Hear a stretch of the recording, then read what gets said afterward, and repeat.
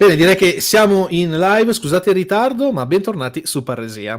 Allora, la puntata di oggi, come sapete, sarà dedicata alla guerra in età moderna e alla rivoluzione militare che ha contraddistinto questo arco di tempo. Ne parleremo oggi con lo storico Giampiero Brunelli, che attualmente non c'è ancora perché, come dire, ha il quarto d'ora accademico. Ma immagino ci raggiungerà tra una mezz'oretta circa. E ovviamente ne parleremo anche con i ragazzi del canale YouTube Accademia dei Pugni, quindi Riccardo Mardegana e Diego Morgera, che io ringrazio molto per essere qui con noi puntuali stasera. Quindi buonasera a tutti. Ciao Diego, ciao Riccardo. Ciao Grazie a te Luca, ciao Luca. dell'invito Luca, figurati. Allora, dunque, per chi ci sta ascoltando, credo che anche voi abbiate letto i testi che ora proporrò qui. Capisaldi, diciamo, di questa live e su cui si baserà questa live sono questi tre testi. Il primo è ovviamente un testo monumentale, spero si veda, cioè Jeffrey Parker, La rivoluzione militare, traduzione italiana fatta dal Mulino, quindi la potrete trovare tranquillamente in italiano. Altro libro ovviamente dell'ospite che ci raggiungerà poi, cioè per l'edizione della terza, La guerra ovviamente in età moderna, e in ultimo, purtroppo non posso pronunciare il cognome perché sennò YouTube mi gasa il canale, ma sempre per l'edizione della terza, Guerra ed eserciti da Machiavelli a Napoleone di Piero del N-Word. E quindi questa cosa l'abbiamo fatta. Almeno così siamo a posto. Detto questo, ragazzi, io partirei dal primo topic, che in realtà volevo anche, insomma, che ci fosse Brunelli per parlarne, ma magari gli rifarò nuovamente la domanda successivamente. Secondo voi il periodo, insomma, lungo modo della fine dell'età del Medioevo e l'inizio dell'età moderna può essere considerato da un punto di vista militare una rivoluzione militare? Ci sono stati tanti cambiamenti che magari adesso iniziamo un po' a parlarne, magari a riguardo, mostriamo anche delle immagini e quant'altro. Chi vuole iniziare? Riccardo? Diego? Riccardo, Riccardo, che è modernista come me, grande. Esatto, siamo dalla parte giusta della cronologia.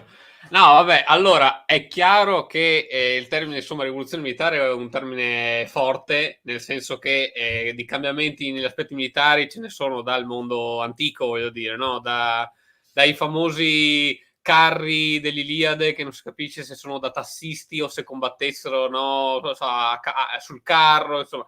Quindi in realtà è chiaro che l'adeguamento, diciamo così, tecnologico e strategico sul piano militare ha accompagnato l'uomo in tutta quanta la sua storia, insomma è evidente, cioè alla fine la guerra è stata da sempre parte della nostra diplomazia o viceversa, diciamo così, e quindi chiaramente si è sempre cercato di avere un vantaggio sul proprio avversario. È chiaro che però in questo periodo storico i fattori di cambiamento e di adeguamento iniziano a essere consistenti.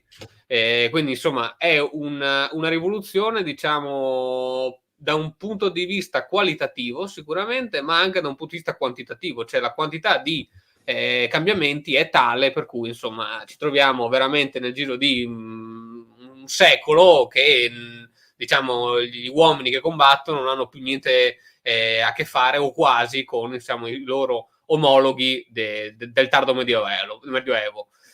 Allora, c'è naturalmente, e come sempre, un aspetto di natura scientifica barra tecnologica, di cui magari parleremo dopo, insomma, le armi da fuoco, i cannoni, eccetera, eccetera. Però, diciamo, questo tipo di cambiamento investe un po' tutto il mondo militare e anche per estensione tutta la società, in un rapporto, tra l'altro, molto interessante, secondo me, di univoco. Ovvero, la società sta cambiando, il mondo sta cambiando, siamo ovviamente a ridosso della scoperta dell'America, che al di là, come sempre si dice nei manuali e nelle scuole, è un cambiamento geografico, cioè è soprattutto un cambiamento concettuale, cioè i portati, diciamo, della scoperta dell'America investono l'Europa rapidissimamente, le lettere di Cortés vengono pubblicate e ristampate in una dozzina di atelier di tipografia l'anno dopo la loro ricezione da Carlo V, per esempio. E per esempio si intersecano con altri fenomeni che io credo che Brunelli abbia trattato nel suo libro, come per esempio il fenomeno culturale, cioè per esempio la trattatistica militare recupera il mondo romano. Quindi un po' come fa Machiavelli, che magari è più conosciuto in Italia perché lo studiamo alla letteratura, no? Che dice il militare perfetto, non è il mercenario, ma è il cittadino che diventa soldato, quasi anticipando la rivoluzione francese, tra virgolette. Ecco, questa ondata di neoclassicismo o di recupero del classico avviene anche nel mondo militare. Un esempio così che è abbastanza interessante, e poi passo la parola a Diego, è il fatto che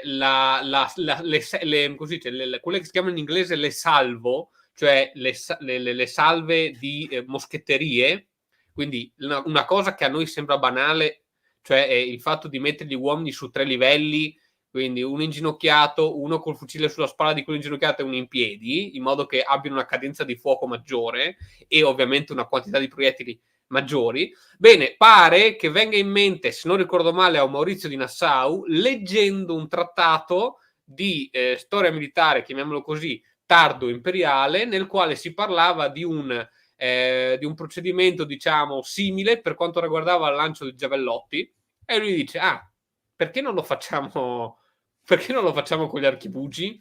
E quindi è interessante, no, vedere che da un lato c'è una rivoluzione, diciamo, propriamente detta, cioè nuove tecnologie, i cannoni, ovviamente stiamo parlando anche degli eserciti del re, del reclutamento volontario ma spesso forzato, che non c'entra niente col Medioevo, insomma, ci sono molti aspetti che adesso sviscereremo assieme, ma con sempre ovviamente un occhio anche al passato, perché siamo nel 500 e quindi è chiaro che gli antichi facevano tutto quanto giusto, con per esempio quello che riguarda la trattatistica militare e il mondo culturale intorno al soldato in genere.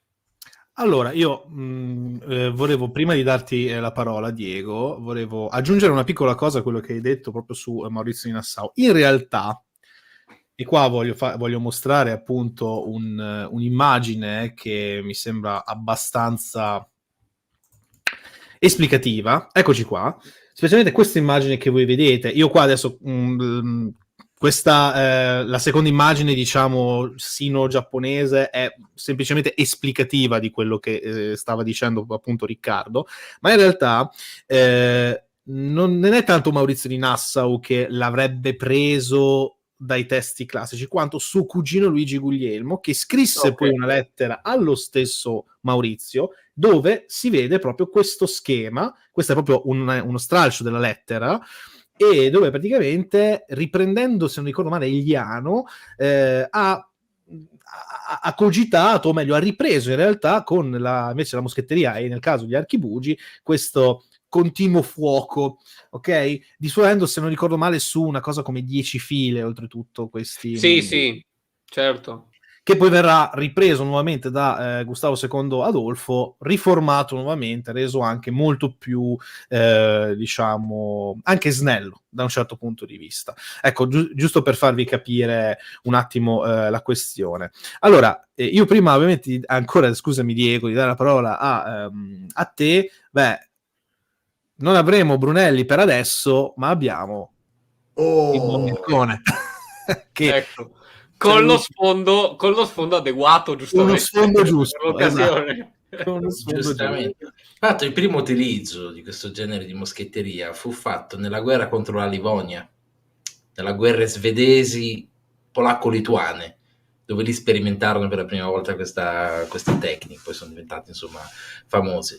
Fra l'altro bisogna vedere anche le tecniche che sono state sviluppate dalla fanteria, Montecuccoli, per dire.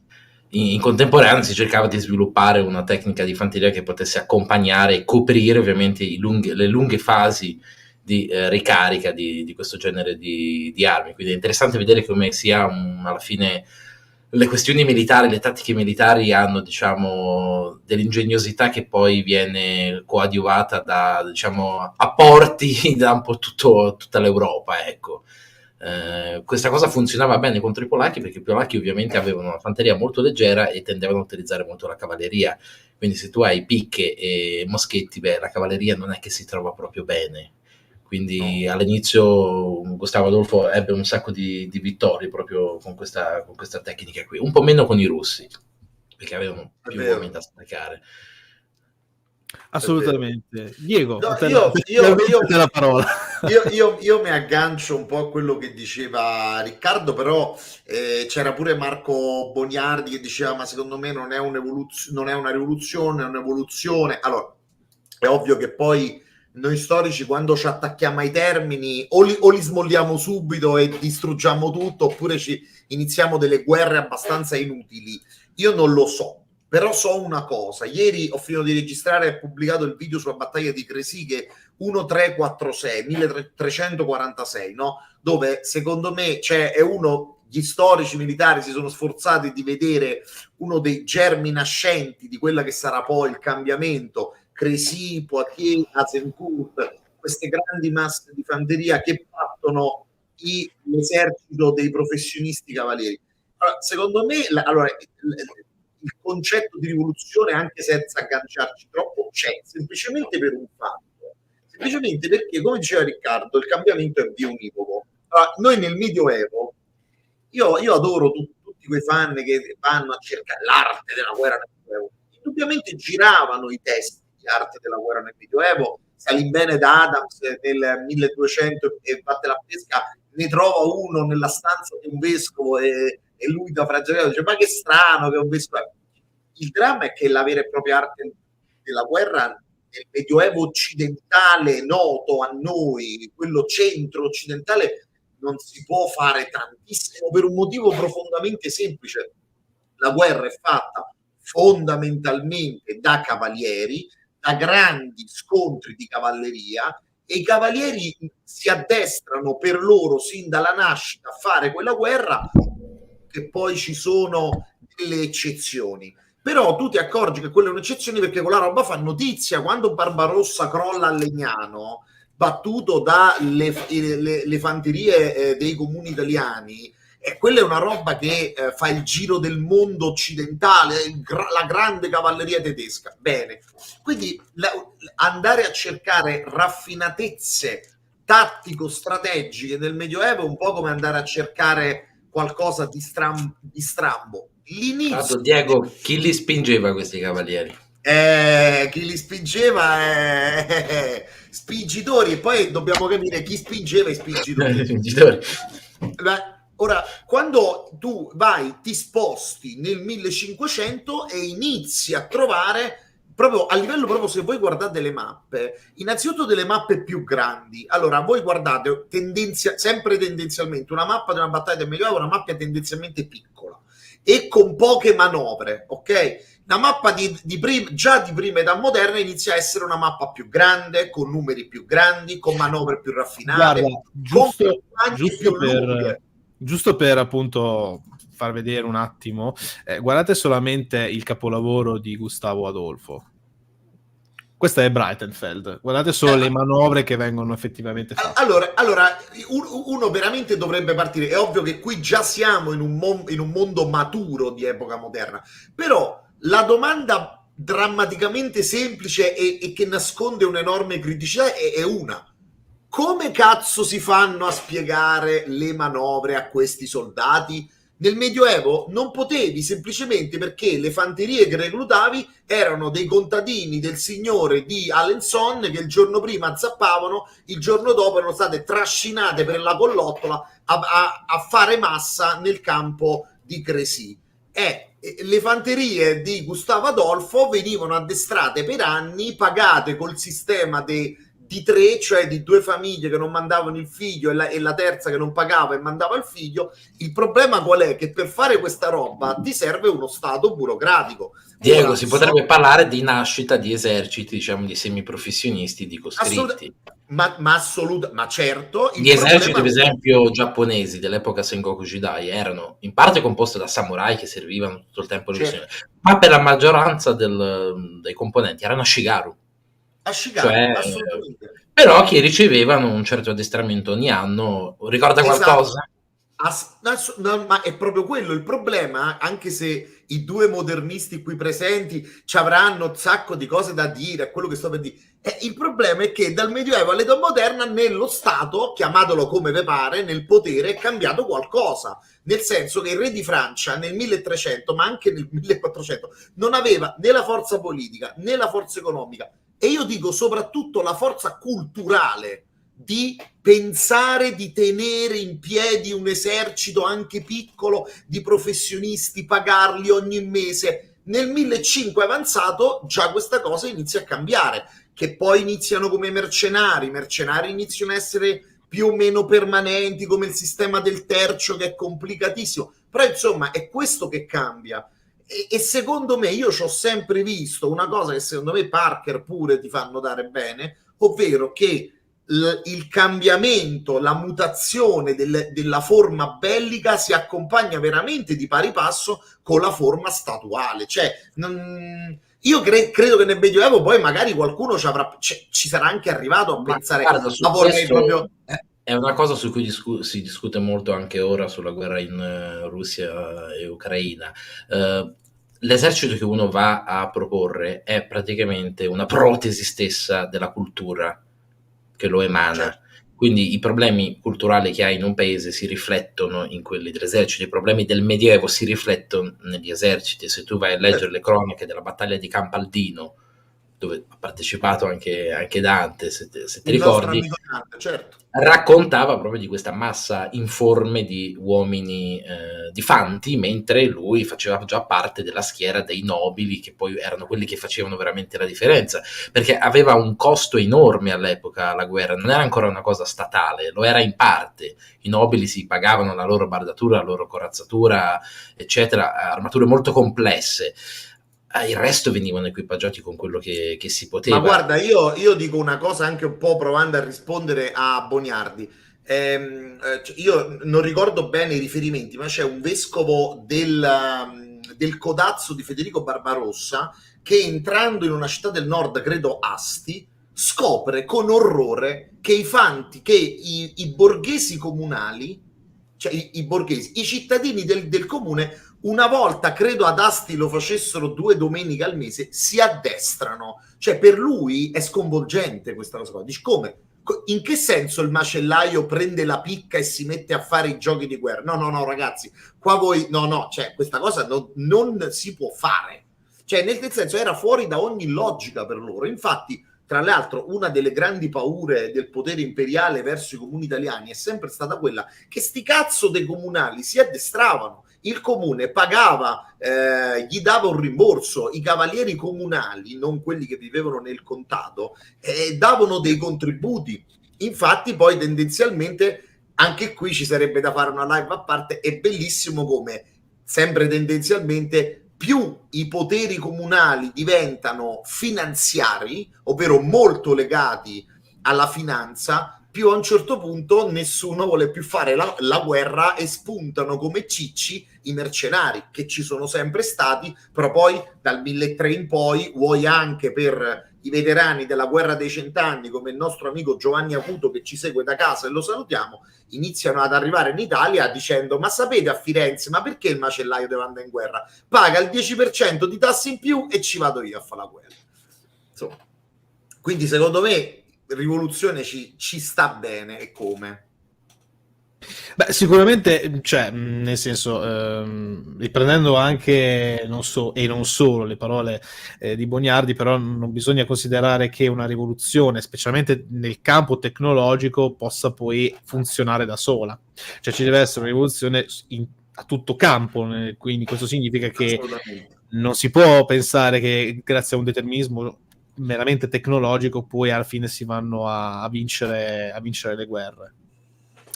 Penso anzi, però ecco, parlando appunto, dato che qua abbiamo un collega modernista ma anche un ispanista, vero Riccardino,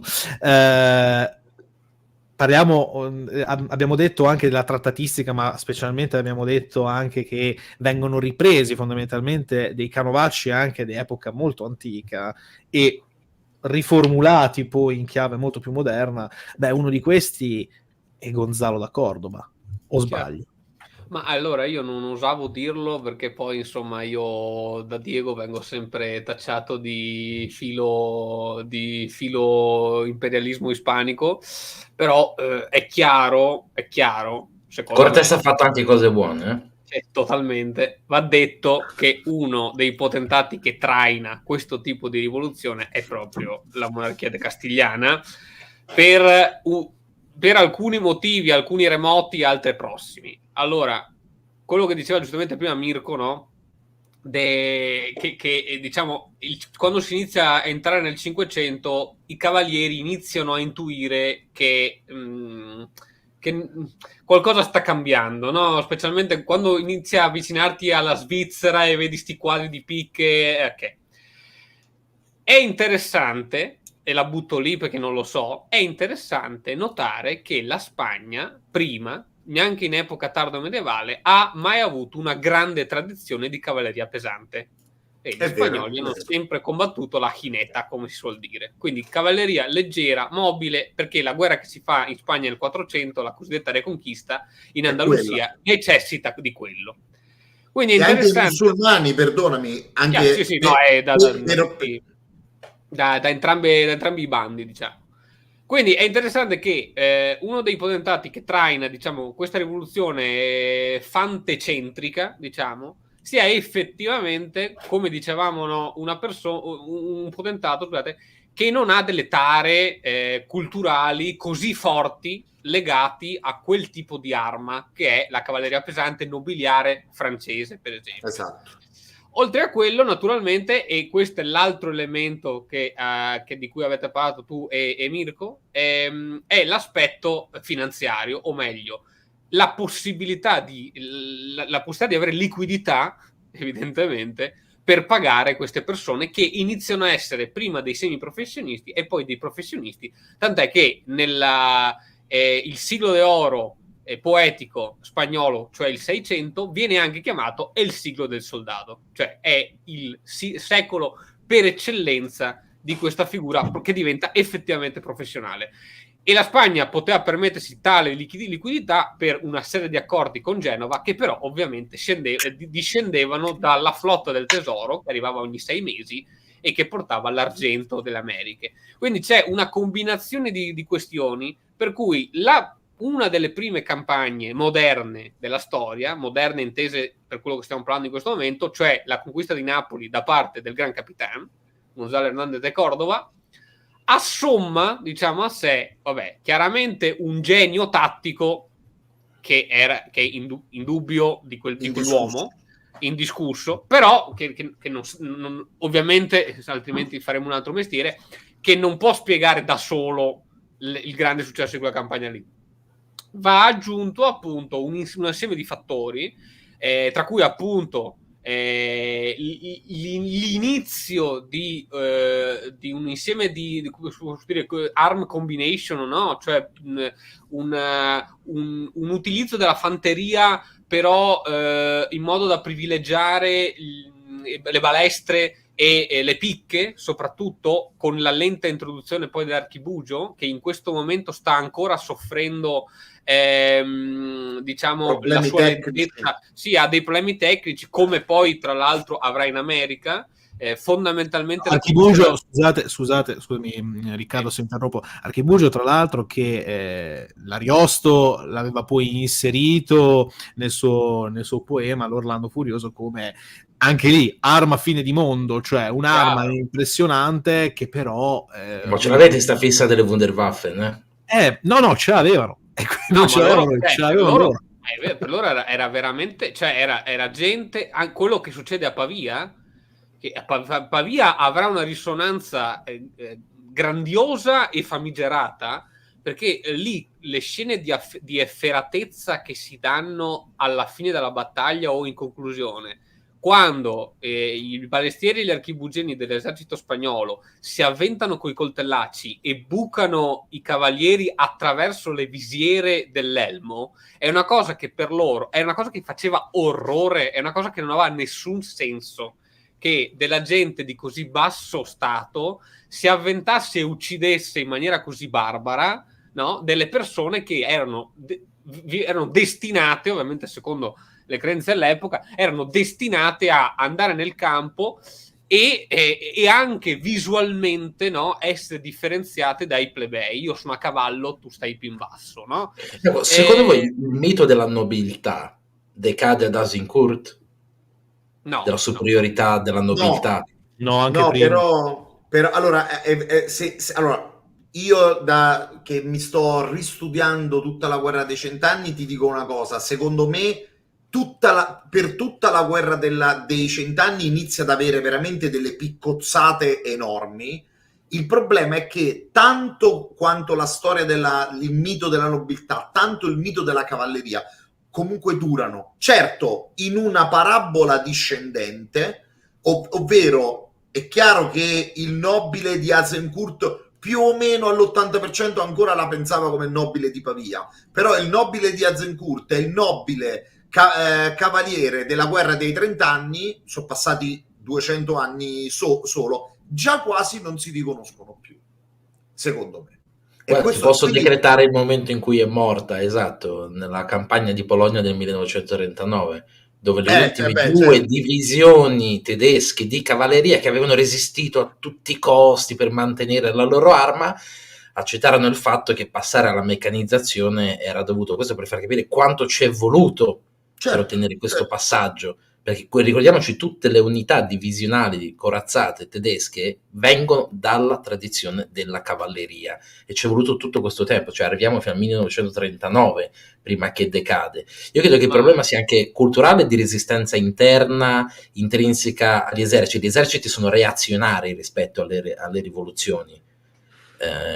Un conto è quello francese, no? Che ha dato, come diceva Napoleone, ogni soldato ha potenzialmente nel suo zaino il bastone da maresciallo, ma in altre società, soprattutto quella prussiana, l'idea Junker dell'ufficiale è sopravvissuta anche durante la seconda guerra mondiale. Per dare un'idea, lo stesso Rommel, che per meriti estremi è riuscito a rimanere fra i famosi 100.000 del Trattato di Versailles, in realtà ebbe molte difficoltà a entrare, proprio perché si dava comunque, diciamo, predilizione rispetto a chi aveva una lunga tradizione e anche nobile, i famosi FOM, no? Tra l'altro, piccola chicca che ce la vendiamo così, moltissime divisioni corazzate tedesche hanno nomi altisonanti e arcaici perché vengono da divisioni di corazzate. Ricordo la divisione corazzata Florian Geyer, che ricorda e celebra il mitico cavaliere tedesco Florian Geyer, che è stato campione della rivolta dei cavalieri, e c'è anche una bellissima canzone scritta dai spartachisti ma utilizzata dall'SS,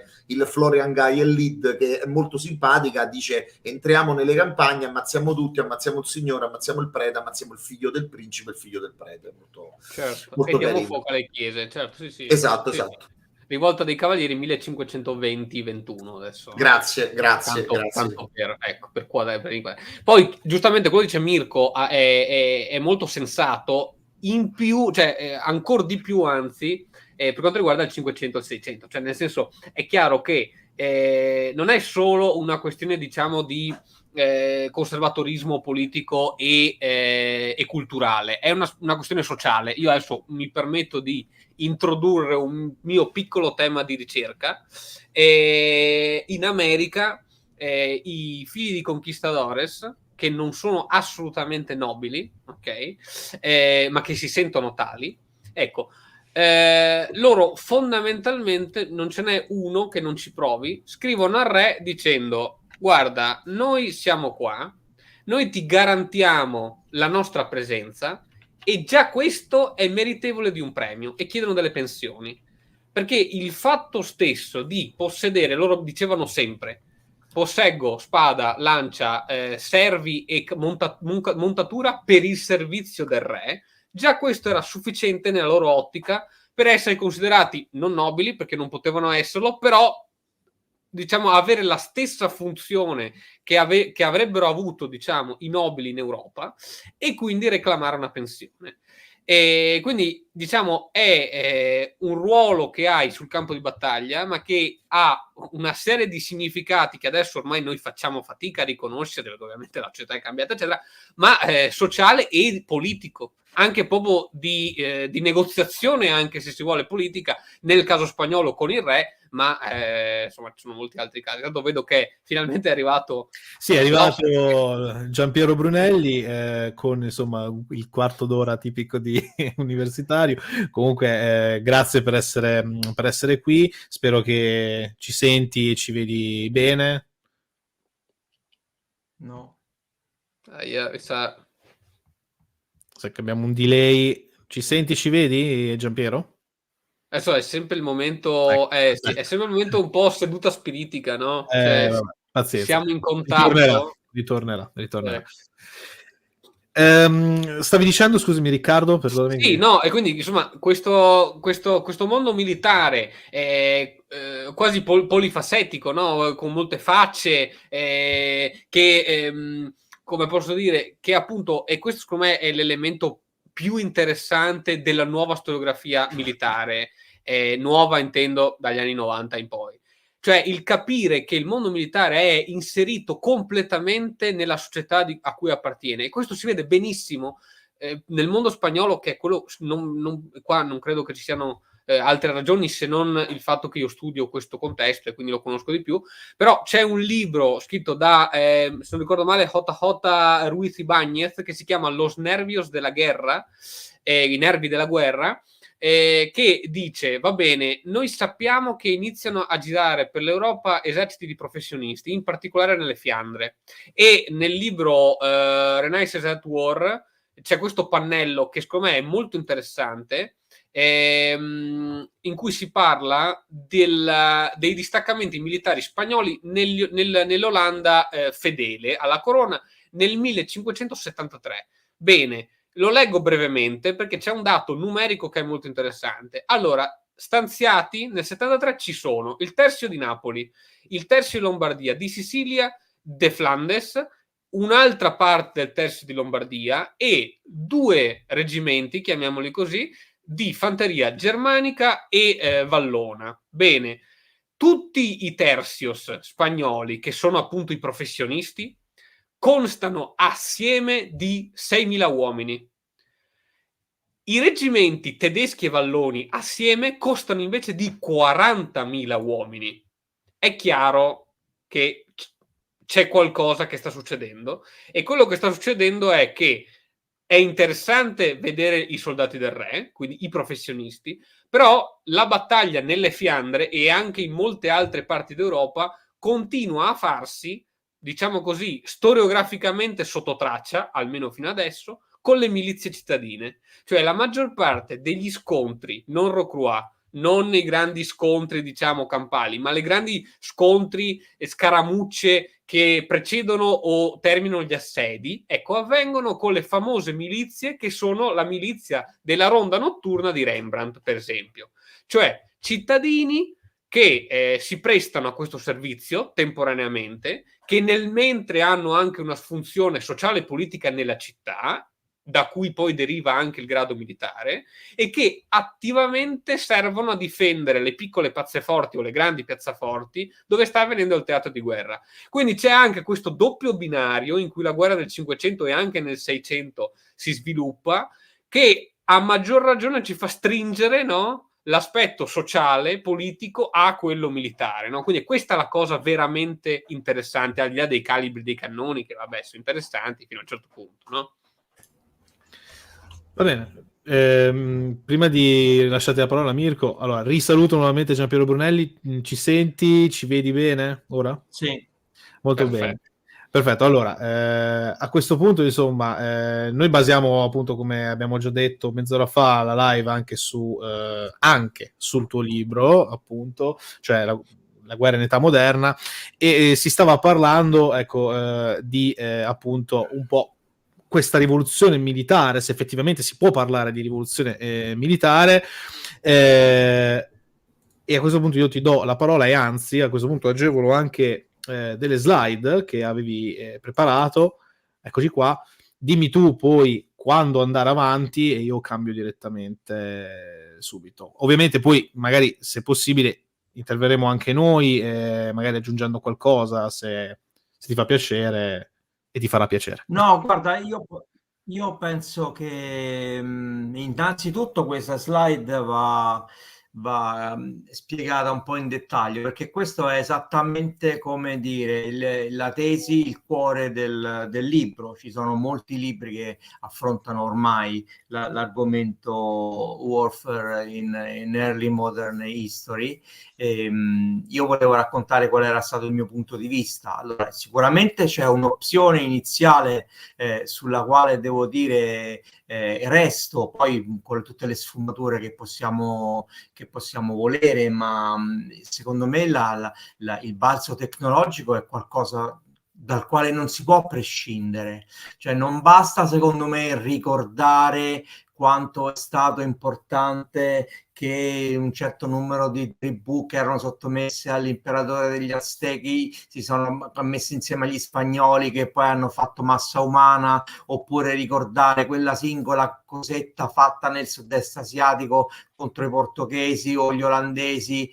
Non falsifica. Ecco, questo è un problema di epistemologia, cioè il singolo episodio non falsifica quello che sta succedendo. Quello che sta succedendo è che in questa minuscola parte della penisola eurasiatica che chiamiamo Europa si è riuscito a fare in un modo un po' casuale, un po' sicuramente dettato da altre rivoluzioni che sono in corso, e penso innanzitutto una alla rivoluzione della cultura che culmina con la messa a regime della stampa a caratteri mobili, e l'altra è quella che chiamiamo rivoluzione scientifica.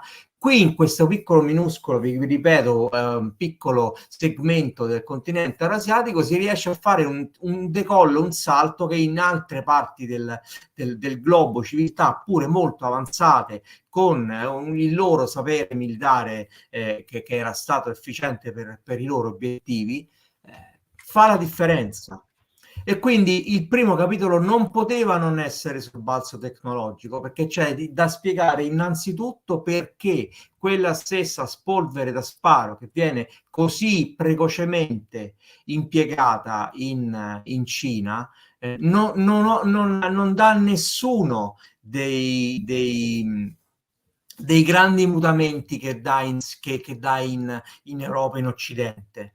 In Occidente le sperimentazioni che si fanno sulla polvere da sparo sono già all'ultimo stadio di quello che era stato recepito dai conquistatori Ming, per esempio, cioè di non usarlo come infiammabile, di non usarlo come un'arma per far arrivare fuoco sui nemici, ma come esplodente per far arrivare un proiettile sui nemici.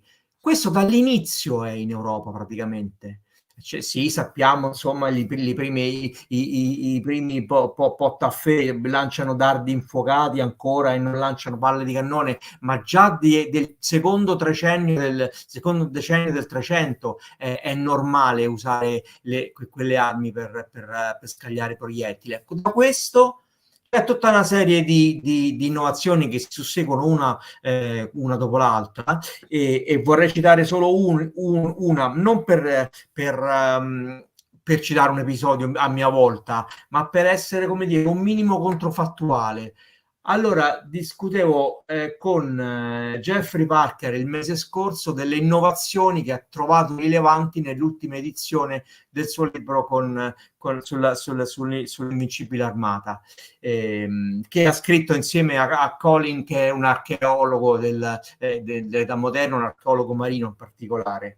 Ebbene, pare che quando si sono scontrate, quindi non stiamo parlando del pazzesco periplo che fa la flotta spagnola dopo che ha subito il primo scontro con la flotta inglese, ma parlo proprio del momento dello scontro a fuoco.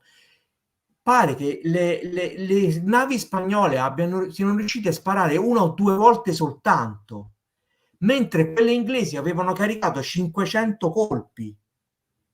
E questo non so se è determinismo, però sicuramente se quel giorno fossero state invertite le parti, cioè gli spagnoli fossero riusciti a sparare 500 colpi e gli inglesi soltanto 2, io non so come sarebbe andata la storia europea del 5 e 600, forse in un modo un po' diverso.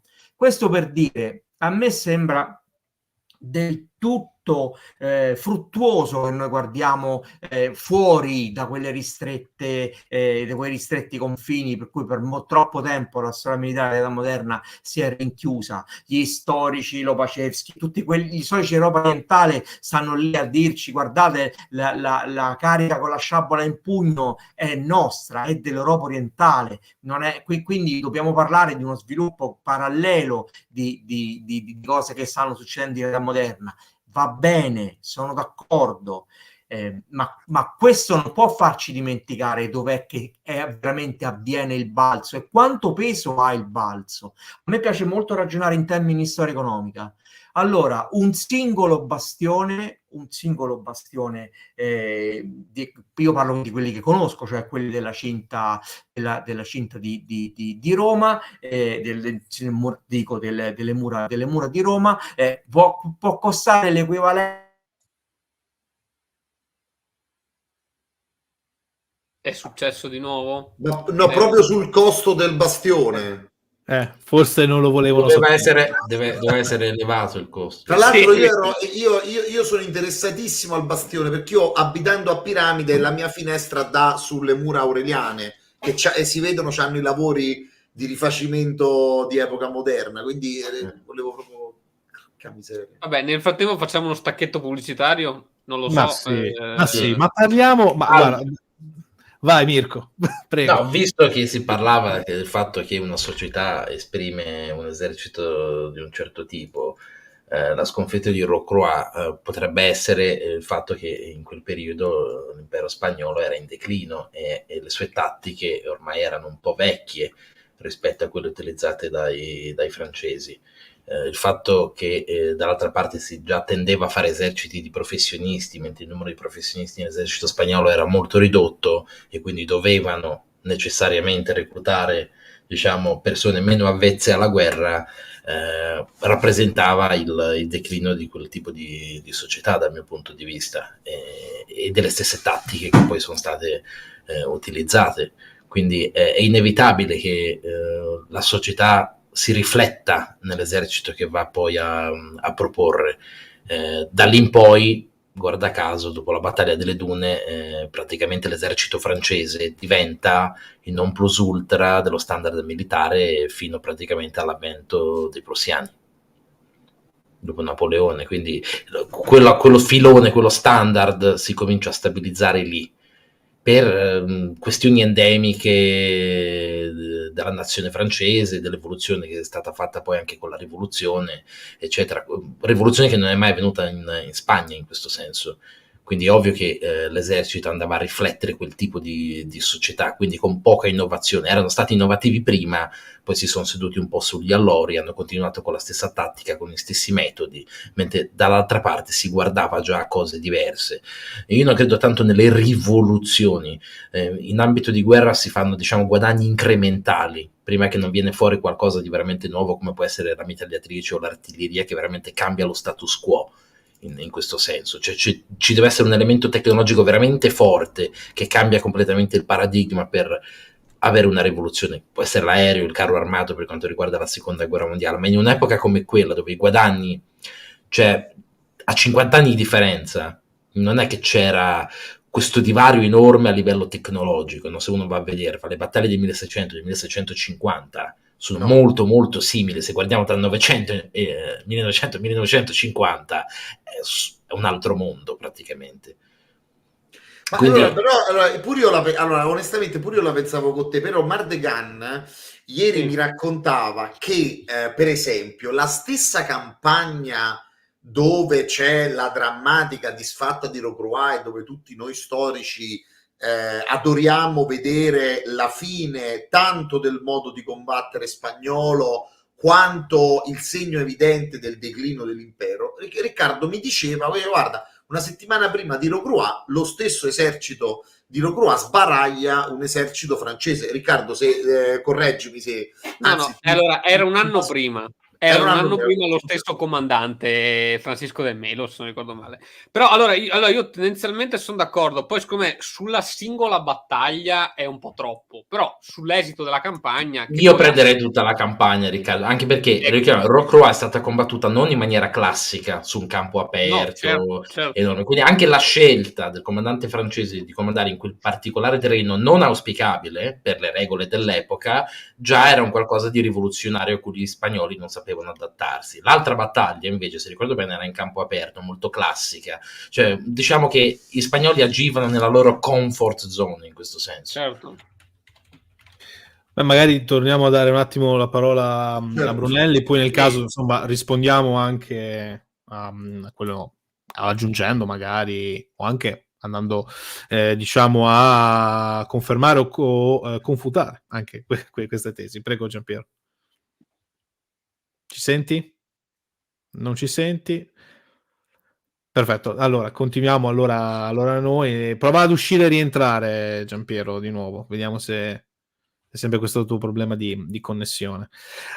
Dunque, che stava parlando Mirko, allora... io però... Riccardo, io avevo finito dicevo ovviamente su questa cosa qui dell'esercito francese, no? Che diventa uno standard e tutto quanto, e però diciamo io vedo una tensione, diciamo così, tra quello che si vede come oggettivamente performante, che nel caso francese lo riassumo proprio, prendo un elemento solo, anzi, no? Così tanto per capirci, cioè la coscrizione a leva en masse, no?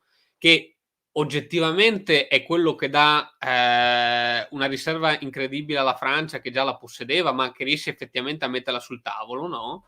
Quindi questo strumento di coercizione fisica, che evidentemente è performante nel campo di battaglia, ecco, si scontra da un altro lato con quelle che sono le aspettative e le consuetudini, diciamo così, tra il culturale e il giuridico, motivo per cui, per esempio, un'Inghilterra generosissima del proprio liberalismo, l'habeas corpus, eccetera, eccetera, io credo che arriva alla coscrizione, se non ricordo male, durante la seconda guerra mondiale. Sì, ha un sistema molto vecchio, se ci ricordiamo ancora nelle guerre napoleoniche, ma ancora prima, loro utilizzavano un sistema dove i nobili praticamente pagavano per delle compagnie che poi mandavano anche, per dire, in Canada. Loro mantengono il sistema dei nobili che si comprano il grado nell'Ottocento inoltrato. Un esempio classico, Barry Lyndon faceva parte di una compagnia inglese che era stata pagata e finanziata da un nobile perché così si usava all'epoca. Sì, no, ma nel cioè, il film di Barry Lyndon è interessante perché poi Barry Lyndon passa vari eserciti e il senso è che bene o male prima della rivoluzione francese tutti gli eserciti, no, i grandi giochi di guerra del Settecento, no, le guerre dei re, dove fondamentalmente c'erano dei poveracci che erano teoricamente volontari, ma appunto come dimostra il film era un volontarismo, no, a volte anche coercitivo, se può esistere questo paradosso. Sì, nella marina inglese c'era il famoso press gang, eri a fare una zuffa in un pub e ti svegliavi la mattina dopo all'interno di una nave, 2 anni di servizio. Certo, però appunto secondo me quello che è interessante è vedere nel post fenomeno coscrizione di massa quello che succede nel caso prussiano, nel caso anche piemontese. C'è in questo caso un libro di Enrico Francia su gli eserciti risorgimentali, perché appunto quello che potrebbe essere molto semplice, diciamo, per noi, cioè dire vedo un modello che funziona o una tecnologia che funziona, la prendo, perché comunque il militare non è così, proprio per le connessioni di cui parlavo prima tra mondo militare e il resto. I prussiani hanno inizialmente un sistema cantonale, no, che aveva delle radici settecentesche, che si rifaceva sul diritto che aveva anche la Francia pre-rivoluzionaria di surrogazione, cioè, tra l'altro lo spiego così, poi passo di nuovo la parola a Brunelli, perché così quando ce l'abbiamo possiamo approfittarne. Il sistema di surrogazione, che è molto interessante, ovvero si sceglieva di coscrivere delle persone le persone che dovevano essere coscritte erano scelte a caso, cioè bisognava estrarre una palla che aveva dei numeri, se non ricordo male, più alto era il numero, peggio era, adesso non mi ricordo, però comunque c'era questa cosa qua. Quando si avevano tutte le palle vincenti o perdenti, piuttosto, cioè la gente che avrebbe dovuto arruolarsi, c'era il diritto di surrogazione. Cosa significa? Significa che la mia famiglia paga quello che sarebbe stato l'equivalente di tot anni di servizio e io scarto la palla e ne prendo una inferiore. Che quindi era chiaramente un sistema, no, di coscrizione, ma che evidentemente lasciava lo spazio all'esercizio di quelli che loro consideravano i diritti, noi adesso li chiamiamo privilegi, cetuali. Scusate. Quindi poi ovviamente queste cose in Inghilterra, nonostante la rivoluzione, si mantengono proprio perché si scontrano da un lato la tecnologia, diciamo così, militare o le procedure meglio militari, da un lato le consuetudini. Poi veramente qua termino, quando parliamo di consuetudini, specialmente in early modern ma anche in late modern, quando si parla di consuetudini si parla di legge, cioè i costumi di un popolo sono anche la sua legge, quindi non è solamente le abitudini che si hanno, è molto più pregnante, è molto più forte il termine, scusate. Brunelli, a te la parola, sperando non che so a che punto siete rimasti. Ai bastioni e proprio al momento in cui stavi per dire la cifra è saltato. I bastioni costano decine di migliaia di scudi che sono equivalenti ciascuno per almeno 6 milioni di euro di oggi. Ho fatto il calcolo con il prezzo dell'oro del momento in cui ho scritto il libro. Ecco, soltanto con le cinte murarie che vi vengono in mente italiane, tra fortezze e mura esterne, considerate quanto quello che noi consideriamo un paese non più in splendore, perché se noi mettiamo come momento iniziale della fortezza bastionata, lasciamo stare il primato che è la fortezza di Nettuno nello stato della Chiesa, ma effettivamente è un caso un po' a parte. Se mettiamo, che ne so, la fortezza da basso dei Medici, o se la cittadella di Torino, quindi siamo già dagli anni 30 in poi, pensate a quanto questi che noi consideriamo economie in decadenza hanno investito, hanno, diciamo così, convertito in mattoni di ricchezze che potevano essere invece impiegate in tantissimo altro. Quindi da questo, che sembra una cosa come dire marginale, no? Tutti quanti a dire quanto è stata tarda il primo muro crollato soltanto per cannonate, quanto ci hanno messo poi i poteri a decidere, va bene, va benissimo, tutto quello che vogliamo. Sta di fatto che se calcoliamo in 6 milioni di euro ciascuno un singolo bastione e moltiplichiamo per la cinta di Lucca e moltiplichiamo per tutti i bastioni che ci vengono in mente, considerate a quanti miliardi di euro di oggi il rinascimento sfiorito italiano ha investito in queste cose, per fare poi un modello che è stato un modello mondiale, perché come voi sapete benissimo la fortezza appassionata non si ferma in Europa, arriva in tutte le colonie delle spagnoli, prima portoghesi, poi degli altri che si affannano in rincorsa fuori dall'Europa. Quindi basso tecnologico io lo davo per scontato. Dopodiché l'organizzazione, cioè non c'è stato soltanto un dover rifare le fortezze, c'è stato un mettere in piedi un nuovo tipo di esercito, e anche qui non voglio stabilire dei nessi causali molto, molto stringenti, però è un fatto che l'armata di Carlo VIII, che non riesce a trovare 30 imbarcazioni in tutta la sua marina e deve noleggiare privati per portare le sue come dire salmerie nella campagna del 494, i 25 circa 1000 francesi che fanno la discesa in Italia sono niente in confronto ai 420.000 che tiene arruolati il Re Sole. E quanto è passato? Sono passati 150 anni. In 150 anni l'incremento delle forze armate è stato assolutamente esponenziale. non è stato un incremento graduale, non si spiega con le dinamiche interne degli stati, si spiega invece con i motivi per cui dovevano essere impegnate tanti soldati, perché ormai c'erano troppe fortezze appassionate e non si poteva più evitarle e bisognava arruolare tutto quel numero di persone, intanto per presidiarle e poi per cercare di fare guerra d'assedio e di campagna aperta come dire, negli interstizi fra questa costellazione di fortezze che era stata stesa su tutto il continente europeo. E quindi ho voluto misurare la forza, insomma, di questi eserciti, di questo incremento, le finanze. Anche qui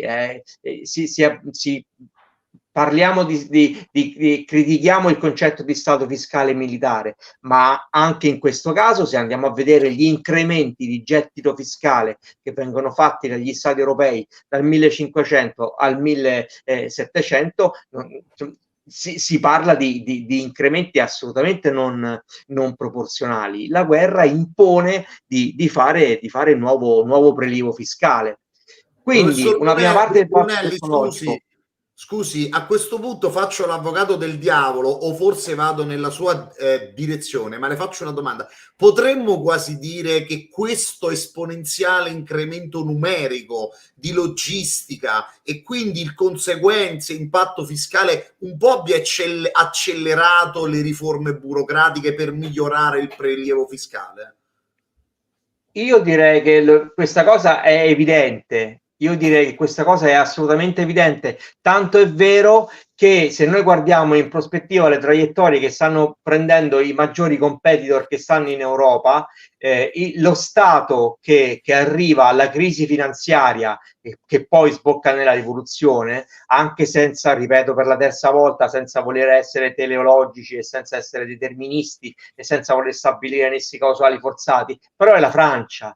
È la Francia che è stata una grande collettrice di risorse all'inizio del Seicento, ma che poi ha avuto un movimento, diciamo così, di reazione sociale alla crescita dello Stato, le cose che sappiamo tutti, la venalità degli uffici, il fatto di non riuscire fino in fondo a far pagare queste tasse ai due grandi ordini privilegiati, neanche in strettissima misura, appunto, come il clero e la nobiltà, questo è un passo che l'ha portata sulle soglie della crisi finanziaria e poi della rivoluzione. Prussia e Inghilterra, che invece hanno risolto. L'Inghilterra è che noi consideriamo il paese quello più a stato leggero. Se noi andiamo a leggere Brewer, che è poi quello che ha fondato la categoria di stato fiscale militare, vediamo che se c'è qualcuno capace veramente di spremere la massa dei sudditi per avere risorse da mettere nella guerra, è proprio la neonata Gran Bretagna del XVIII secolo. Quindi, come dire, è lì che questo circolo virtuoso ha dato i risultati maggiori. Certo che poi l'Inghilterra fosse più Inghilterra, Gran Bretagna, intendiamoci, insomma, prima Inghilterra, poi Gran Bretagna, e fosse più interessata a costituirsi una flotta e meno ad investire strutturalmente sulle armate di terra, è un altro discorso.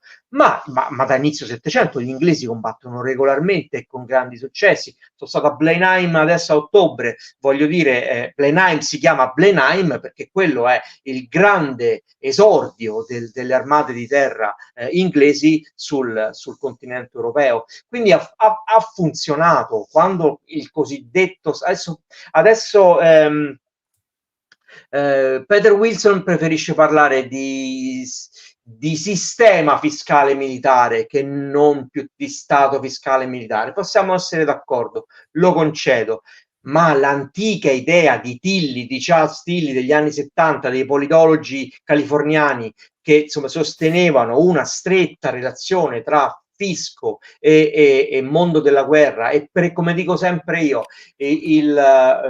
la guerra e la preparazione alla guerra, perché questi sono due momenti che hanno pari impatto. La preparazione della guerra vuol dire approntare tutte quelle istituzioni, tutti quegli apparati, quegli uomini, quei mezzi che poi dovranno essere chiamati al momento invece in cui si entra in azione. Il mio terzo capitolo del libro si chiama appunto La prova dei fatti, perché appunto poi ho voluto vedere concretamente quanto di questo, che in fondo sono grandi teorie, grandi supposizioni, ciascuno di voi potrebbe fare delle eccezioni, Jeremy Black le fa da 40 anni eccezioni su questo, no? Io non dico che sono senza fondamento, dico che sono delle grandi teorie, però non mi sembra che nel mio libro forse c'è questa cosa che è leggermente nuova. Io ho provato a dire proprio, ok, guardiamo la prova dei fatti, andiamo a vedere se veramente c'è un diverso uso della tattica, un diverso uso della tecnologia. Vediamo a vedere quanto ha impattato queste premesse un po' teoriche che abbiamo messo nel primo e secondo capitolo, cioè balzo tecnologico e crescita di eserciti e istituzioni. Andiamo a vedere la prova dei fatti. La prova dei fatti, a me sembra che da alcuni episodi chiave si possono trovare delle conferme. Certo, non sono così suicida da trarre delle generalizzazioni che valgono per tutto, però vi ripeto, qui c'è sempre un grande problema epistemologico di base: che cosa consideriamo capace di confermare o non confermare una teoria. Questo è il punto chiave. Io leggo con estremo interesse qualsiasi cosa che succede di molto lontano da quello che io considero il cuore delle trasformazioni, e uso un termine neutro che ha usato anche Jeremy Black in campo militare. Quindi voglio leggere di tutto, voglio leggere della guerra nel Nord Africa, voglio leggere gli aiduchi ungheresi e croati e i giannizzeri all'arma bianca, quello che volete, però il singolo episodio non mi sconfermerà un'idea più generale che mi sono fatto. L'idea più generale è che se tutta questa tecnologia ce l'avessero avuta di nuovo dei mongoli intenzionati a venire verso ovest come volevano venire nel XIII secolo, la storia sarebbe stata tutta completamente diversa. Scusi, professore. Questo secondo me non si può negare. Non si può negare che questi modelli europei sono stati copiati da chiunque poteva copiarli. A Costantinopoli si volevano i fabbri capaci di fare i moschetti e gli archibugi europei. Certo che si volevano quelli. Ma se cerca conferme alle teorie con dei fatti, perché dice se avessero avuto questo o se avessero avuto quello? La storia dovrebbe occuparsi dal punto di vista retorico l'argomento controfattuale è quello intuitivamente più, come dire, ma non si rischia di sfociare nell'ucronia in questo senso? No, non l'ucronia, nella storia controfattuale, che comunque, cioè nel senso quella che dicevo prima, se fossero stati capaci gli spagnoli di sparare 500 palle, gli archeologi che stavano con Parker e sono scesi sott'acqua hanno trovato le navi spagnole affondate piene, cioè non sono riusciti a sparare quasi niente, hanno sparato. Ma questo si è bloccato. Questo è dovuto ogni volta che parla di questo naufragio si blocca. No, è quando ci sono grosse quantità, che sia di denaro o di palle di cannone. No, ma lì questa cosa si spiega intanto per il fatto che da una parte c'erano cannoni di bronzo, ma dall'altra per il fatto che per come era proprio impostata la marina inglese. Per dare un'idea, i capitani inglesi pagavano di tasca loro per addestrare gli uomini a sparare, ok? Cioè lo Stato ti forniva soltanto un numero limitato di polvere e di palle, e i bravi capitani inglesi praticamente addestravano il loro equipaggio a sparare ripetutamente con i cannoni, quindi il volume di fuoco che riuscivano a esercitare gli inglesi era molto superiore a quello delle altre marine, proprio per una questione culturale intrinseca loro, cioè il fatto che i capitani spendevano di tasca loro, perché ovviamente vai a rischiare la vita in mare, per addestrare molto meglio gli equipaggi a un volume di fuoco molto più intenso, tanto che spesso gli inglesi riuscivano quasi a sparare 2 bordate contro una, per dare un'idea. Quindi questa è proprio una questione culturale di come funzionava il capitano capitano inglese all'interno della marina inglese. Non c'era lo stesso per quello spagnolo. Quello spagnolo doveva rendicontare la dotazione che aveva, e quindi aveva meno interesse a utilizzarle, perché poi doveva pagarle lui. Quindi è un problema proprio culturale di come... Io faccio riferimento al libro di Parker. Parker dimostra che quel tipo di cannone non è montato su affusto su ruote, e quindi può veramente sparare pochissimi colpi durante tutta la battaglia, mentre gli inglesi trovano questa innovazione di far scorrere il cannone verso l'interno della nave molto prima del veliero, molto prima della svolta fine 6 inizio 700, e quindi è questa la grossa, ma ripeto, la tecnologia è a sua volta una manifestazione culturale. Io non voglio fare una battaglia cultura contro tecnologia, voglio dire semplicemente che secondo me il tutto quanto si tiene da questo punto di vista, ma non vi ripeto, Jeremy Black scrive contro queste tesi da 40 anni, quindi come dire, non è compito mio di cercare di convincere nessuno. Dipende quello che vogliamo che ci spieghi tutta questa storia. Io credo che se noi ci troviamo oggi un globo così occidentalizzato, così insofferente verso quanto l'Occidente è intervenuto nei confronti del resto del mondo, lo si deve a questa stagione qua, lo si deve a questo appunto grandi scoperte del 500 che diventano sistema tra 6 e 700 e che fanno a pezzi gli equilibri globali. E che quindi l'apertura dei porti a giapponesi, a cannonate in Cina e in Giappone del 7-800 è soltanto l'ultima di queste come dire, capacità di intromissione nell'arena globale Ma sono veramente così perniciose, nel senso, l'apertura del Giappone ha poi modernizzato il Giappone, tanto che il Giappone è stato il primo paese a sconfiggere una potenza occidentale, la battaglia di Tsushima, nel senso, non so se è così negativo.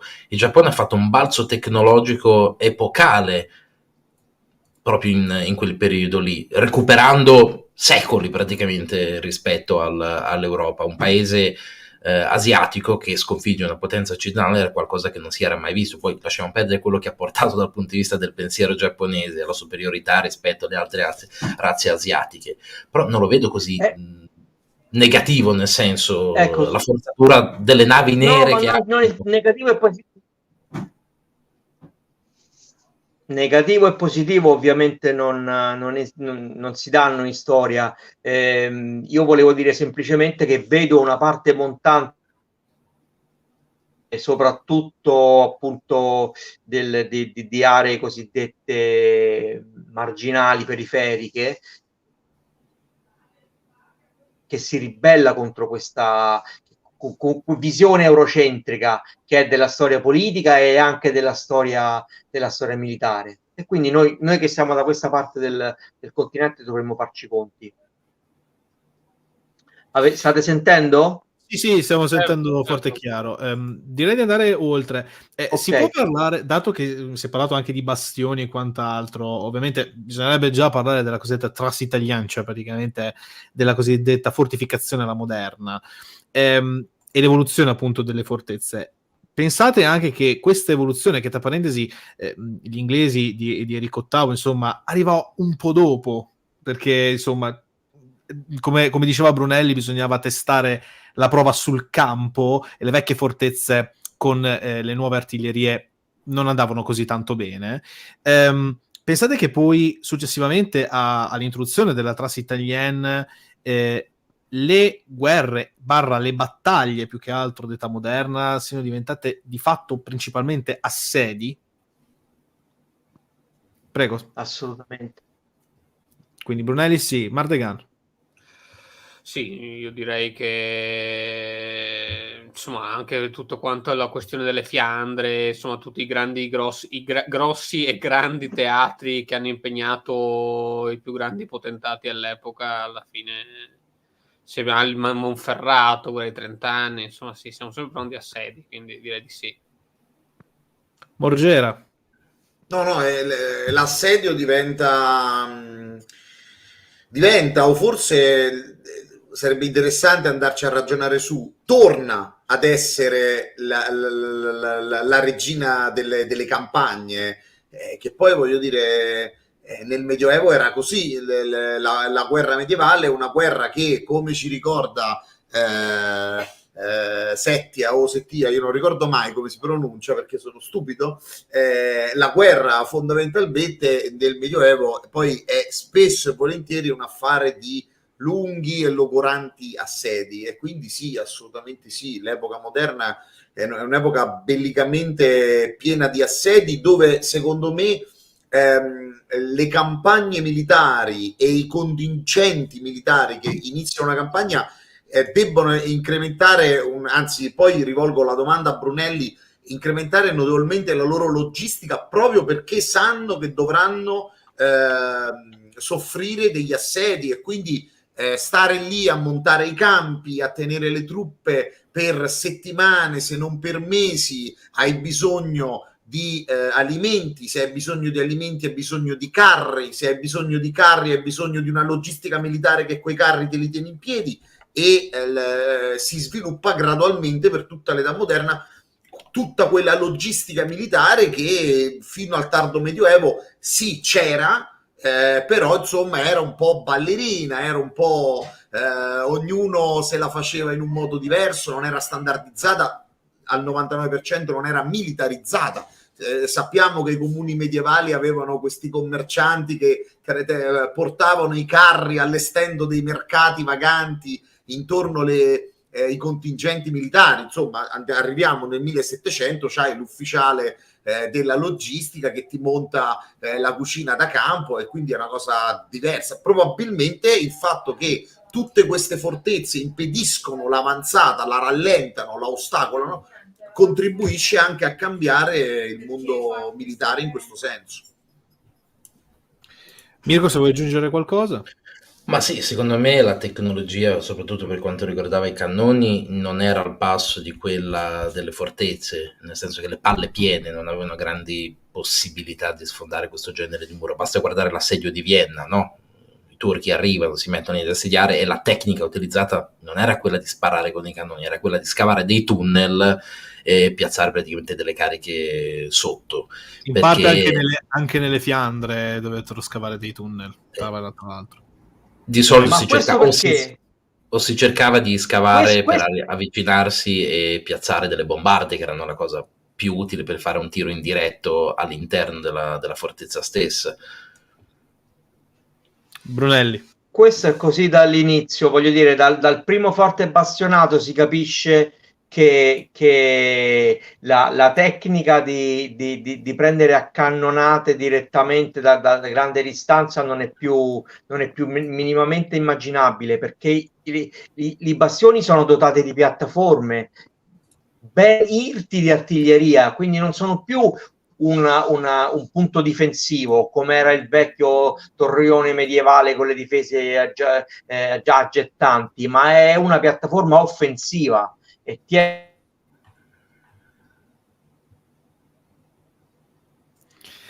niente.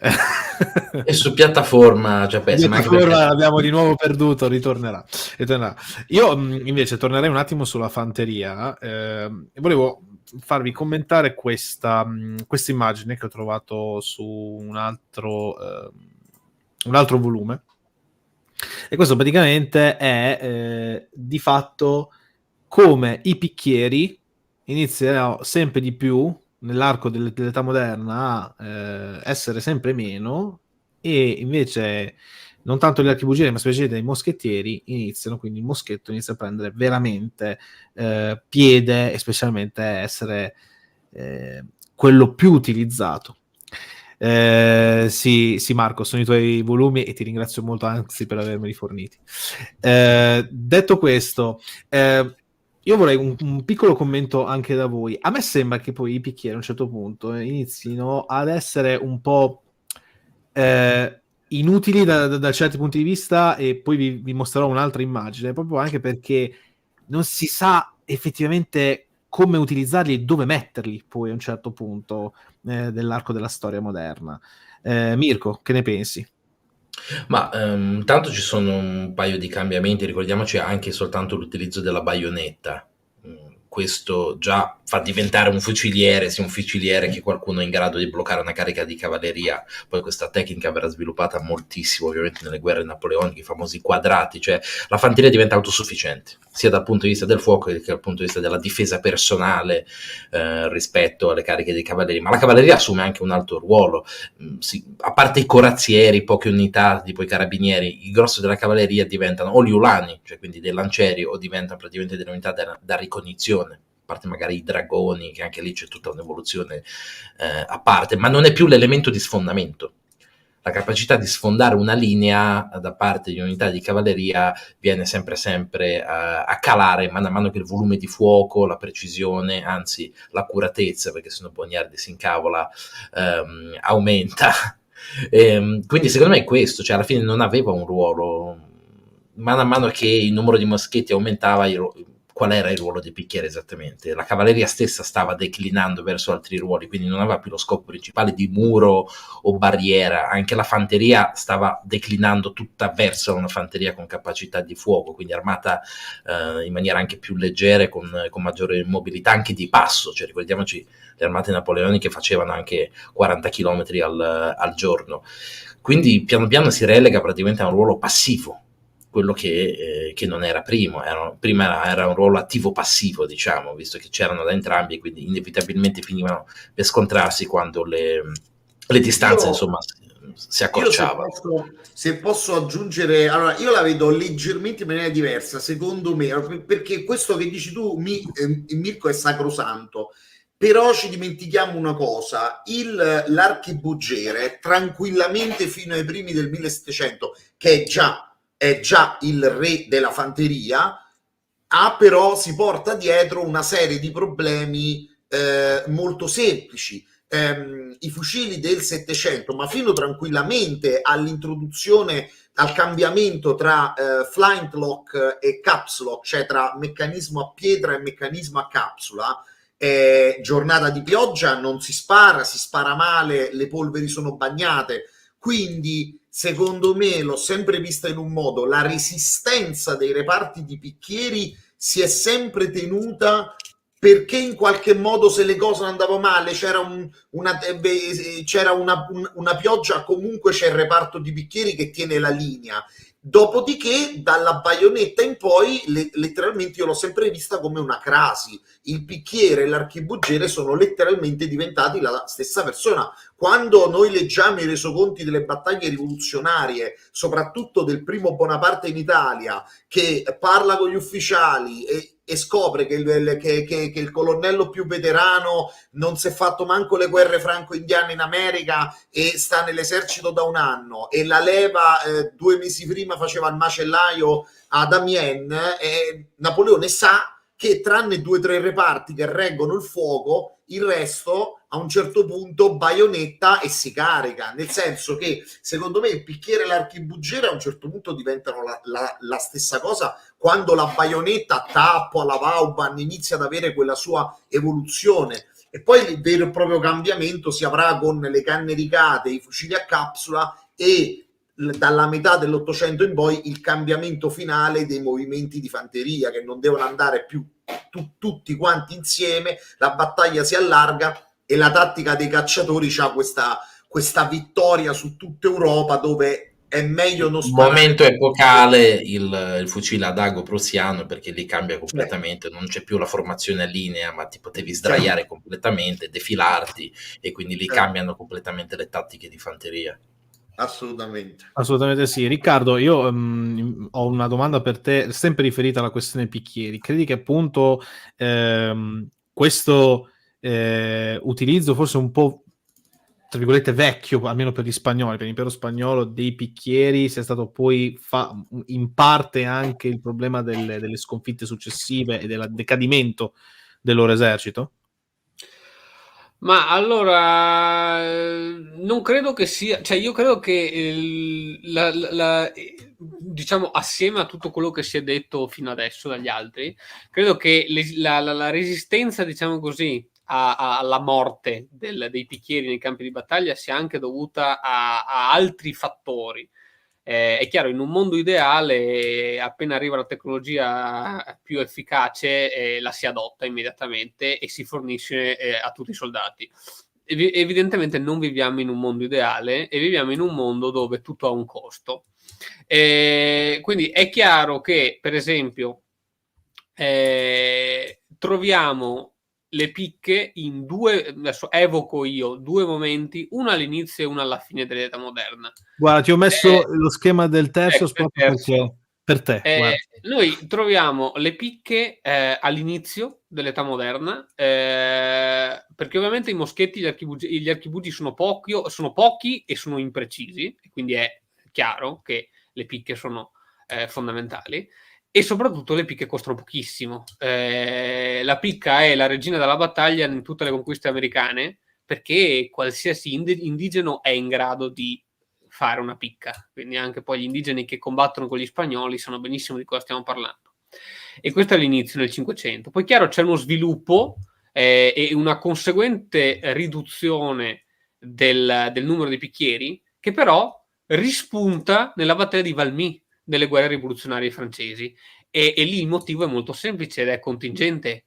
La Repubblica non ha la possibilità di armare tutti i soldati e quindi rispunta di nuovo una vecchia arma che ha tanti difetti ma ha un grandissimo pregio, cioè è economica, è molto economica. E quindi insomma, secondo me, da un lato c'è magari sì tutto quello che avete detto voi, dall'altro è meglio mandare un picchiere che mandare un uomo a mani nude, evidentemente. Quindi insomma,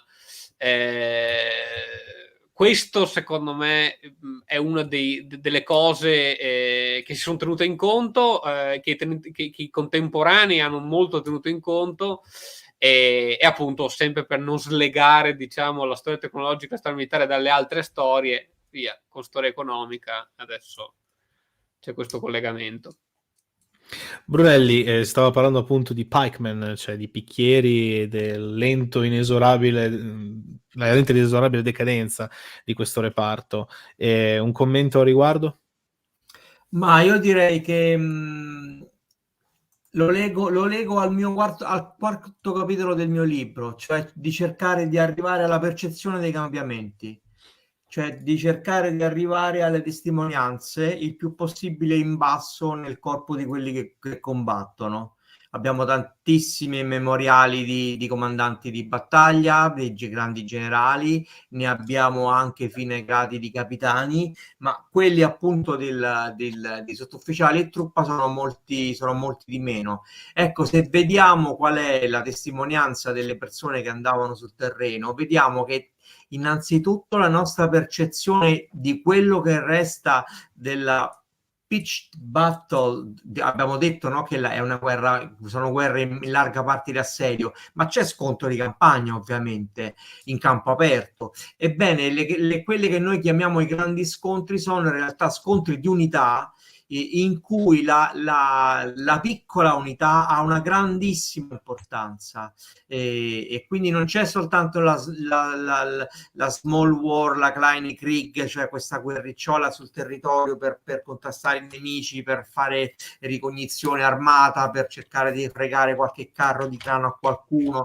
C'è anche proprio la battaglia, la guerra della singola unità. Ecco, se vediamo questo punto di vista, devo dire che la picca veramente ha una fortuna di una piccola costellazione di grandi eventi per una certa parte del 500-600 e basta, perché il grosso del combattimento viene ancora fatto con archibugi e spada. Quindi perché non sono gli scontri frontali. Gli scontri frontali certo che la picca è regina, ma gli scontri frontali non sono tutta la guerra aperta che c'è a parte l'assedio, non è una quota così consistente. La guerra aperta che rimane, tolta la guerra d'assedio, è molto Kleine Krieg, quindi è molto archibugieri a cavallo, è molto reparti mobili molto veloci, e poi di queste piccole unità che combattono ancora in un modo molto integrato tra arma personale da taglio e archibugio. Ecco, non sono sicuro che il singolo picchiere sia mai stato mandato da qualche parte, perché un singolo picchiere, come voi sapete meglio di me, è un lombrico, cioè è un corpo nudo che aspetta di essere fatto a pezzi da qualcuno. La forza della picca è soltanto nella formazione delle picche, e in questo, se voi leggete tutti gli scrittori militari che hanno scritto di confronto tra eserciti asburgici o cristiani, io detesto parlare di cristiani diciamo così, diciamo quelli che ci si scontravano più spesso, gli Asburgo, che scrivono di scontri tra ottomani e eserciti asburgici, dicono sempre: se noi riuscissimo a fare la tattica come l'abbiamo disegnata sempre, appunto il quadrato che avete fatto vedere prima, che è il terzio, ma poi anche i lanzi avevano il loro, ma poi anche i tedeschi avevano il loro, di modo, se noi riuscissimo a fare quello, i turchi non avrebbero nessuna speranza. Il problema è che noi non riusciamo a mettere di fronte a un attacco turco in genere quelle cose che scriviamo nei nostri trattati, e questo da una parte ci fa vedere quanto è difficile poi la realtà sul campo, ma dall'altra ci sta anche dicendo: attenzione, non possiamo slegare tutto questo che sta succedendo da questo che sia un grande movimento culturale, che è la riscoperta dei testi di geometria, la pubblicazione dei testi di geometria, questo inondarsi dei libri di diagrammi. Ci avete fatto caso? Cioè la stampa dal 1453 ai primi decenni del 500 già inonda i nostri trattati di diagrammi, di figure, di quadrati, triangoli, di rombi, di formazione. È una grande orgia di geometria.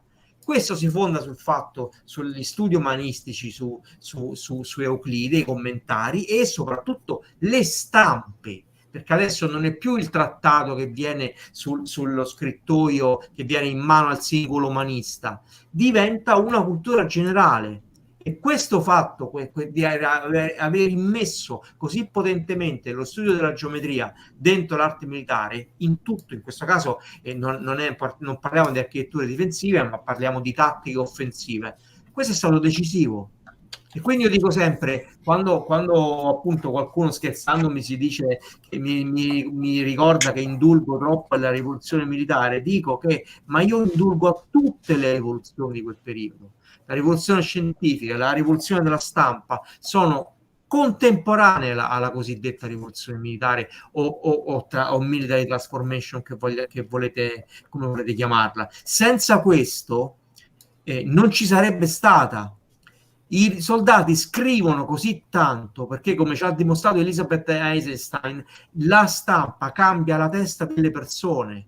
Il soldato, se ha un lapis e un foglio, mentre sta scavando la sua trincea zigzag per avvicinarsi al bastione, la sera scrive. Questo è decisivo, questo è veramente un'altra rivoluzione nella rivoluzione.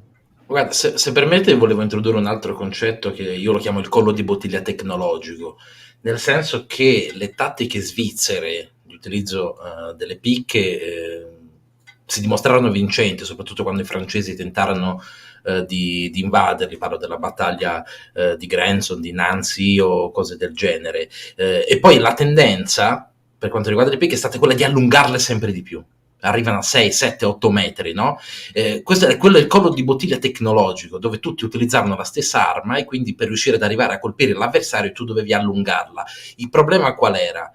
Hai fondato un'arma su un tipo di formazione che poi è risultata molto poco elastica, quindi non è stata in grado di adattarsi, nel senso, come si diceva prima, il picchiere da solo diventava inutile, funzionava soltanto quando lavorava in formazione, e se dall'altra parte c'erano formazioni uguali, il vantaggio che potevi avere era la lunghezza delle picche. Il problema della formazione delle picche stesse, un quadrato immenso per riuscire a mutare giù la prima, seconda, terza, quarta linea, è quello che poi l'ha reso vulnerabile alle artiglierie, famosa la battaglia della Bicocca, dove le artiglierie francesi cominceranno a bersagliare proprio le formazioni picche. Secondo me lì si era raggiunto già il limite tecnologico di quell'arma e il modo di usufruirne informazione, una formazione poco elastica che male si adattava a, diciamo, un'accuratezza che stava maggiorando sulle armi da tiro e che quindi aveva bisogno, diciamo, di formazioni più elastiche. Semplicemente la picca aveva raggiunto il collo di bottiglia dal mio punto di vista. Aveva raggiunto quella che l'antropologo Leroy Goran chiama il destino tecnologico insito nell'oggetto. Cioè, ogni oggetto ha una sua traiettoria già come dire, prefissata nel momento in cui viene sviluppato. Perché la sciabola è la sciabola in così tante parti del mondo ed è così simile? Non si può immaginare che i popoli così lontani siano stati in contatto, perché c'è una funzionalità di quel tipo di spada che lo porta verso la forma della sciabola. Ecco, lì la picca aveva raggiunto il suo obiettivo, ma soprattutto è stato un altro balzo tecnologico a fare completamente fuori la picca. Nel momento in cui le artiglierie si alleggeriscono e diventano più manovrabili sul terreno di battaglia, nel momento in cui alla bicocca furono le artiglierie leggere che fecero la differenza, proprio quello. Sì, ma come tutti sappiamo, quelle veramente leggere sono quelle di Gustavo Adolfo, no? Sono quelle di pelle fasciata di rame, cioè a quel punto diventa l'artiglieria da reggimento e viene montata su traino di cavalli, esattamente come quella che poi vediamo nell'Ottocento. Il punto qual è? Il punto è che le testimonianze, vi ripeto, ci tengo molto al mio quarto capitolo, la percezione del cambiamento. I soldati sul campo ci dicono che quando vedono un compagno morto che ha un archibugio o un moschetto, buttano per terra la picca e prendono l'arma da fuoco. E questo è decisivo rispetto a quello che sta succedendo. Sappiamo quanto male si carica, quanto tempo ci vuole, quanto può essere impreciso, quanto ha bisogno di condizioni atmosferiche asciutte, tutto quello che vogliamo, ma lì sul terreno il picchiere che vede un morto per terra con l'archibugio butta per terra la picca e si prende l'archibugio. Questo, come dire, la dice molto chiara, insomma, su quello che sta succedendo. E infatti, come avete detto voi, dove ci porta l'evoluzione? L'evoluzione ci porta alla scomparsa della picca, all'innesto della baionetta di questo ci stiamo chiedendo anche per le guerre odierne, cioè la guerra in Ucraina è la fine del carro armato, è la fine della guerra meccanizzata, proprio perché l'avvento di tecnologie come i droni, i GPS, i satelliti, eccetera, hanno reso la capacità di diciamo fare delle manovre sorprendendo l'avversario completamente impossibili. Quindi ogni arma raggiunge l'apice tecnologico e poi viene inevitabilmente scavalcata dagli eventi, da altre armi. Succederà anche per i droni, si troverà una vulnerabilità sui droni, gli attacchi per esempio di guerra elettronica, e probabilmente anche quelli faranno il loro corso. Le picche sono durate. Adesso si è visto molto poco 5G, molto poco intelligenza artificiale, mi pare che appunto si è visto molto cazzo, si è visto molto battaglia dall'Isonzo per la guerra di Ucraina. Adesso è prestissimo, non possiamo giudicare cose che non conosciamo. Io credo che ci sia anche molta gestione politica per come viene in questo momento, questo stillicidio quotidiano che senza nessuna manovra apparentemente minimamente risolutiva è secondo me una combinazione di strategia politica in cui la strategia militare, la tattica militare invece le vedo molto subordinate. Quello che è certo rispetto a tutto quello che avevamo studiato, io appunto che ero diciamolo, che sono un sostenitore della tesi della rivoluzione militare, mi interessavo molto alle rivoluzioni contemporanee, no? Che era appunto quella di intelligenza artificiale, guerra elettronica, 5G, comunicazione velocissima. Bene, là che si vede di tutto questo? Non si vede io non sono d'accordo, si vede molto. I droni sono diventati talmente pervicaci all'interno della guerra che ormai vengono utilizzati contro il singolo uomo, non puoi fare nessun movimento. Ci sono dei video dove c'è un drone che insegue letteralmente un soldato russo per 5 minuti, sembra che giocano a nascondino, purtroppo poi il drone lo va a prendere, nel senso anche l'azione individuale in questo momento viene inibita dall'utilizzo di droni. L'utilizzo di droni sta aumentando esponenzialmente, soprattutto negli ultimi 6 mesi. I russi sono passati da un utilizzo di un centinaio di droni al mese al corrente 300 e più, e probabilmente durante il 2024 vedremo 500-600 droni al mese utilizzati solo, e parlo solo di droni che vanno direttamente contro la fanteria. Non avviene nemmeno più il recupero dei mezzi, ad esempio.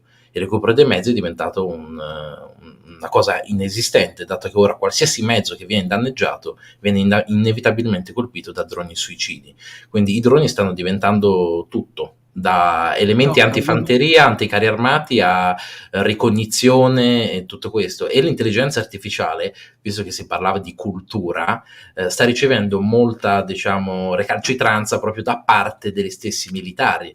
Quando venne fatto il test famoso con l'intelligenza artificiale con l'F-35, l'intelligenza artificiale batte senza troppi problemi il pilota umano, e subito tutti misero le mani avanti. In realtà la tecnologia c'è, ma c'è una certa resistenza interna, perché un po' si teme sull'intelligenza artificiale. Per ora non è proprio intelligenza artificiale, c'è comunque un operatore umano dietro che, diciamo, mantiene la parte decisionale, ecco, delle cose. Io direi che, detto questo, a meno che Brunelli non voglia rispondere... No, va bene, vedremo. Questo è un fatto che sta succedendo, gli storici si occupano del passato, quindi vedremo quello che quando sarà finita del giudizio che potremo dare. Beh, Brunelli, ovviamente, d'altronde se siamo storici dobbiamo pure aspettare che il presente passi. Esatto. Mirko, hai qualcosa da aggiungere? Mark Bloch non so se sarebbe d'accordo, ma diciamo di sì. Diciamo di sì. Detto questo, con quest'ultima chiosa finale, dato che siamo arrivati anche all'età contemporanea attuale e a Mark Bloch, che salutiamo da casa, a questo punto io direi di concludere qua questa live. Di cose da dire ce ne sarebbero altrettante, probabilmente si farà anche un'altra live solamente sulla grande classico. Io devo dire, sponsorizzo il mio libro, lo sto vedendo nelle librerie, e sapete che per un saggio la terza durare più di 2 anni è un bel segno, quindi devo dire lo continuo a sponsorizzare. Certo, perfetto, e quindi leggetevi il libro di Brunelli, anche perché purtroppo la connessione è stata quella che era, quindi magari, ecco, riuscire a avere un filo, ecco, su tutto il discorso che si è fatto anche oggi, e che insomma a spizzichi e bocconi anche lo stesso autore ha pronunciato. Insomma, lo trovate in quel libro. Detto questo, magari anche fare prossimamente, anche con un altro esperto, magari Giulio, sto guardando te e anche Emiliano Beri, una parte riferita alla guerra navale in età moderna non sarebbe malvagio. Detto questo, insomma, io ringrazio ovviamente voi che ci avete ascoltato, siete stati tantissimi, con un picco di più di 100 persone, quindi vi amo, grazie mille. Ringrazio ovviamente Giampiero Brunelli, il caro Parabellum Mirko Chiari, Riccardo Marregan e Diego Morgera di Accademia dei Pugni, e ci vediamo a questo punto alla prossima live, ancora qui su Paresia. Arrivederci a tutti e grazie. Arrivederci. Ciao a tutti. Ciao.